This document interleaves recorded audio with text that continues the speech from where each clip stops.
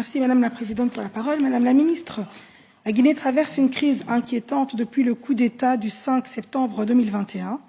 Les militaires au pouvoir répriment la dissidence, libertés fondamentales sont supprimées, les médias sont fermés, les opposants sont persécutés. Les disparitions récentes de deux figures emblématiques de la société civile, Oumar Silla dit Fonike Mengue et Mamadou Biloba, enlevés et détenus sans nouvelles depuis juillet, montrent la brutalité de ce régime. Depuis cette prise de pouvoir, 62 manifestants ont été tués par les forces de sécurité dans l'impunité la plus totale.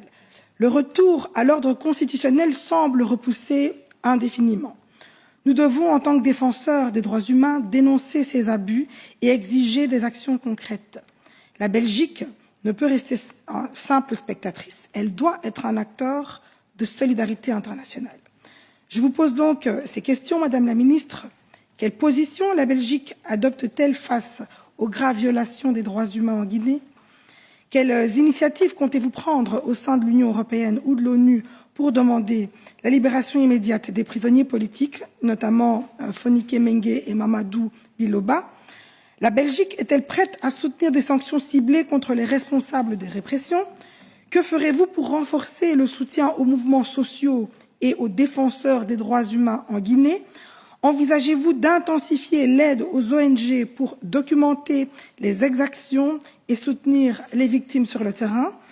Car il est urgent de mettre fin à l'impunité en Guinée et de soutenir celles et ceux qui luttent pour une transition démocratique. La Belgique doit incarner ses valeurs de justice et de solidarité. Je vous remercie d'avance pour vos réponses. Je vous remercie, Madame Moutier-Bélé Ngoy, pour votre question, qui a le mérite aussi de mettre en lumière un autre conflit dont nous ne parlons pas assez. En tout cas, la situation en Guinée, effectivement, vous l'avez très bien évoqué, est grave. La situation des droits de l'homme est extrêmement difficile. Et la transition démocratique prend du retard. De multiples violations en matière des droits humains sont observées. Et évidemment, nous restons vigilants dans nos contacts avec les autorités. On ne manque jamais de faire part de nos attentes concernant l'espace démocratique et la société civile.